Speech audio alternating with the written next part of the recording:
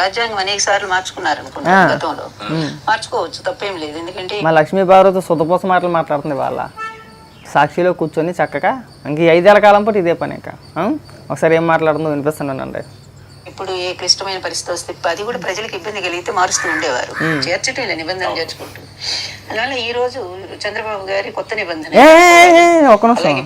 చంద్రబాబు నాయుడు గారు లక్ష్మీ పార్వతి నువ్వే మార్పు వచ్చింది, చాలా మార్పు వచ్చింది నీలోనా.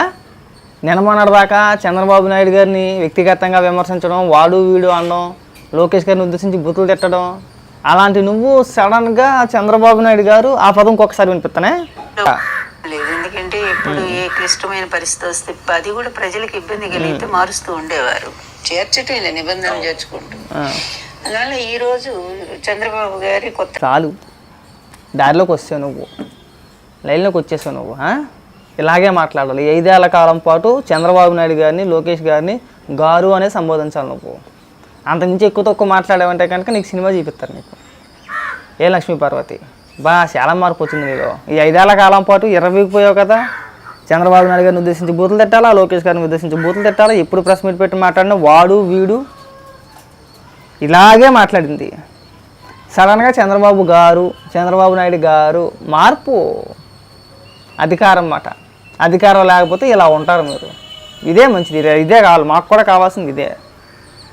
ఇంకా మాట్లాడుతూ వినిపించదలుచుకోలేదులే, చాలు విన్నాం కాబట్టి సరిపోతుంది. ఇంకా మాట్లాడుతూ ఏం మాట్లాడిందంటే కృష్ణవేణి పాలెట్టి, రాజ్కుమార్ పాలెట్టి గురించి దాడులు జరుగుతున్నాయి, ఇది ఎక్కడ ప్రజాస్వామ్యం అని చెప్పేసి అని మాట్లాడుతూ వస్తున్నారు. నేను ఏమంటానంటే 5 ఏళ్ల కాలం పాటు మీరు చేసిన దాడులు, మీరు చేసిన అరాచకాలు మహిళలపైన కావచ్చు, లేదంటే తెలుగుదేశం పార్టీ కార్యకర్తలపైన కావచ్చు, ఇంకా ఏ రకంగా చేసినా కానీ భయంకరమైన దాడులు చేశారు. నందన్ సుబ్బయ్య గారిని చంపేశారు, అలాగే తోట చంద్రయ్య గారిని చంపేశారు. ఏ రోజు కూడా ప్రజాస్వామ్యం అనే పదం నీ నోటంటే మేము వెళ్ళా. ఎప్పుడు మాట్లాడాలి ప్రెస్ మీట్ పెట్టి, ఎప్పుడు మాట్లాడినా నువ్వు ఎప్పుడు ప్రెస్ మీట్ పెట్టి మాట్లాడినా కేవలం చంద్రబాబు నాయుడు గారిని టార్గెట్ చేస్తూ చంద్రబాబు నాయుడు గారిని, లోకేష్ గారిని, లేదంటే భువనేశ్వరి గారిని తిట్టడానికి మాత్రమే నువ్వు ప్రెస్ మీట్ పెట్టి మాట్లాడావు. అవునా? ఏ రోజైనా మాట్లాడావా మనం? ప్రజాస్వామ్యం గురించి ఏ రోజైనా మాట్లాడామా? రాష్ట్ర ప్రజల గురించి ఏ రోజైనా మాట్లాడామా? లేదు కదా. ఏ రోజు మాట్లాడిన మనం ఆలోచి పెద్ద పెద్ద ఉపన్యాసాలు దేనికి అంటున్నాయి ఇక్కడ. గతంలో నువ్వు మాట్లాడిన మాటలు ఒకసారి వినిపిస్తా, ఒకవేళ ఉందో లేదు చూస్తా వీడియో ఒకటి. ఇదిగో.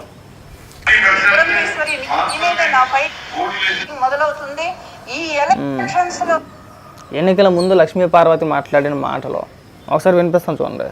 పురంధేశ్వరి నీ మీదే నా ఫైటింగ్ మొదలవుతుంది. ఈ ఎలక్షన్స్ లో కనీసం నువ్వు తిరిగిన చోట ఒక్క సీటు కూడా రాకుండా నేను ఎంత పోరాటం చేస్తానో నా ఛాలెంజ్ ఇది, నేను చెప్తా ఉన్నాను. ఈ ఎన్నికల తర్వాత నువ్వు మీ బావ ఇద్దరు కట్టగట్టుకుని ఊరేగండి.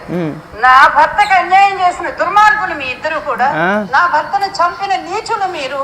పురంధేశ్వరి వీరగన్నం సుబ్బారావు గారిని చంద్రబాబు నాయుడు గారు కానీ, లేదంటే పురంధేశ్వరి గారు కానీ ఆయన పేరు కూడా ఎక్కడ ప్రస్తావించలేదు. ఆయనకి వీళ్ళకి సంబంధమే లేదు. నీ భర్త అంటే వీరగన్నం సుబ్బారావే కదా. అవునా? గతంలో అధికారంలో ఉన్నప్పుడు మనం పేలిన పేలాపనమాట.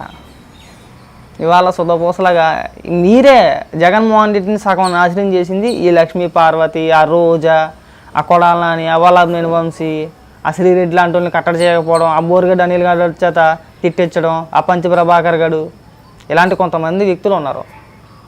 వీళ్ళు మాట్లాడే మాటలో, వాళ్ళు వాడే భాష విని విరక్తి వచ్చేసింది ప్రజలకి, ముఖ్యంగా లక్ష్మీ పార్వతిని చూసి. ఇప్పటికైనా సాక్షి డిబేట్కి తీసుకురామాకండి లక్ష్మీ పార్వతిని. అది మీ పార్టీకి మంచిది, తీసుకురావడమే మాకు కూడా కావాలి. మీ పార్టీ కనుమరుగైపోవడమే మాకు కావాల్సింది. ఇవాళ వచ్చి పెద్ద పెద్ద మాటలు, ఇప్పుడు ఏదైతే మీరు డిబేట్ పెట్టారో, ఏదైతే చర్చ పెట్టారో, దాడుల గురించనో, లేదంటే ఆ మంగళగిరిలో జరిగిన దాని గురించనో ఏదైతే మాట్లాడుతున్నారో అంతకన్నా ఎక్కువ చేశారు మీరు. వాళ్ళేం తక్కువేం చేయలే, వాళ్ళు నీకంటే ఎక్కువ పేలిపోయారు. అక్కడ మంగళగిరి నియోజకవర్గంలో నీకంటే ఎక్కువ పేలిపోయారు వాళ్ళు. నువ్వు ఏ విధంగా అయితే మీడియాలోని, సాక్షి ఛానల్లోని కూర్చొని పేలిపోయావు, 5 ఏళ్ల కాలం పాటు నారా లోకేష్ గారిని, చంద్రబాబు నాయుడు గారిని బూతులు తిట్టావో, నీకంటే ఎక్కువ తిట్టారు వాళ్ళు.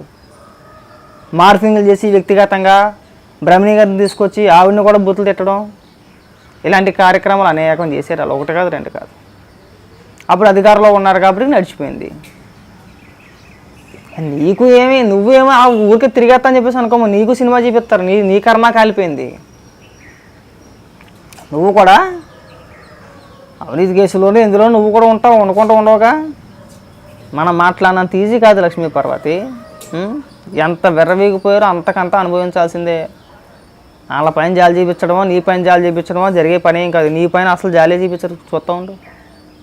రేపు పొద్దు నువ్వు ఏ కేసులో అరెస్ట్ అయినా సరే నీ పైన జాలి చూపించరు, దరిద్రం వదిలేందిరా అంటారు. విరవీగిపోకూడదు. అందుకే అధికారంలో ఉన్నంతసేపు విరవీగిపోకూడదు.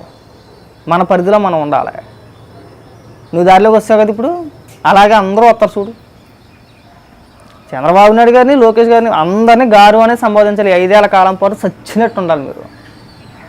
ఒక్క పదం ఎక్కువ మాట్లాడినా కానీ సినిమా కాలిపోద్ది మీకు. బాగా గుర్తుపెట్టుకోవద్దు. వాళ్ళతో అయిపోయింది అనుకో ఒక లక్ష్మీ పార్వతి, ఇంకా రానున్న రోజుల్లో ఇంకా చాలా చూడాలా, చాలా ఎదుర్కోవాలి. గతంలో మాట్లాడిన మాటలకి, గతంలో తిట్టిన తిట్లకి నీ మొగుడు వీరగంధం సుబ్బారావు అన్నట్టు వీళ్ళు చంపేశారట. చెప్పించి కొడతాం మరి ఎక్స్ట్రా మాటలు మాట్లాడామంటే.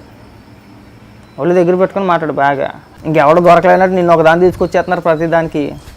నిన్ను తీసుకొచ్చి సాక్షిలో కూర్చోబెట్టేసి చంద్రబాబు నాయుడు గారి గురించి మీ అభిప్రాయం ఏంటి, రాష్ట్ర ప్రజల గురించి, ప్రజాస్వామ్యం గురించి బాబు దాన్ని తీసుకొచ్చి మాట్లాడవచ్చు మాకండి. ప్రజాస్వామ్యం గురించి, ప్రజల గురించి మాట్లాడమంటే ఏం మాట్లాడదు. జీవిత కథలు ఎలా రాయాలి, ఎవరి దగ్గర డబ్బులు ఎక్కువ ఉంటాయి, ఎవరి దగ్గరికి ఎలా వెళ్ళాలి, జీవిత కథ అని చెప్పేసి కొంపల్లోకి ఎలా దూరిపోవాలి, కుటుంబాలను ఎలా ఎడగొట్టేయాలి, పార్టీని ఎలా లాక్కోవడానికి ప్రయత్నం చేయాలి, మనమే ముఖ్యమంత్రి ఎలా అయిపోతుందని చెప్పి ప్లాన్ ఎలా వేసేయాలి, అలాంటి అడిగితే చక్కగా చెప్పుద్ది. ఆవిడ వేదాంతి అలా సిద్ధాంతులు తీసుకొచ్చేస్తారంటే తీసుకొచ్చేసి కూర్చేసి ఒక అరకోట వేసేసుకొని కలదోట పెట్టేసుకొని ఆడ అడగడం వీడు చెప్పాడు. వీళ్ళ రాష్ట్ర ప్రజల గురించి వీళ్ళ నీతులు చెప్పాలి వాళ్ళకి. ప్రజలకి వీళ్ళ పాఠాలు చెప్తున్నారు. వీళ్ళ పాఠాలు చెప్తే ప్రజలు వినే పరిస్థితుల్లో ఉన్నారని చెప్పిన వాళ్ళ భావన. ఉన్నారా? లక్ష్మీ పార్వతి పాఠాలు చెప్తే వినేవాళ్ళు ఎవరైనా ఉన్నారు ఇక్కడ? లక్ష్మీ పార్వతి మాట్లాడితే చూసేవాళ్ళు ఎవరైనా ఉన్నాడా? నీ పిచ్చ కాకపోతే దాన్ని తీసుకొచ్చి అచ్చమాటలో కూర్చోబెట్టి మాట్లాడడం, సారీ ఆవును తీసుకొచ్చి కూర్చోబెట్టి మాట్లాడడం కాకపోతే వింటారు ఎవరైనా కానీ? తలా తోక లేకుండా తీసుకొచ్చి ఆవుని తీసుకొచ్చి తలా తోకలేని ప్రశ్నలు వేసి ఏదో మళ్ళీ రాష్ట్రానికి మళ్ళీ పెద్ద సంకేతాలు ఇచ్చేసి వాళ్ళు మళ్ళీ మాట్లాడడం వల్ల ప్రజాస్వామ్యం గురించి ఎలా మాట్లాడేయడం ఇక్కడ. 5 ఏళ్ల కాలం పాటు చేసిన నాశనాలు చాలు. లక్ష్మీ పార్వతి నువ్వు మాట్లాడిన బూతులు కూడా ఒక అందుకు కారణమే. ప్రజాస్వామ్యంలో బూతులు తిట్టేమని ఉందటి చంద్రబాబు నాయుడు గారిని ఉద్దేశించి గత 5 ఏళ్ల కాలంలో నువ్వు ప్రెస్ మీట్ ఎప్పుడు పెట్టినా కానీ చంద్రబాబు నాయుడు గారిని బూతులు తిట్టేసేదాన్ని కదా. ప్రజాస్వామ్యంలో ఉందా? రాజ్యాంగంలో రాసిచ్చారా బూతులు తిట్టామా లక్ష్మీ పార్వతి అని చెప్పేసి అని? ఇంక రాజ్యాంగాల గురించి, ప్రజాస్వామ్యం గురించి నువ్వు పాఠాలు చెప్తుంటే మేము వినాలా? దానికి మించి దరిద్రం లేదేమో. ఇంకా ఇంకోసారి మాట్లాడు, అప్పుడు చెప్తాం ఈ సంగతి.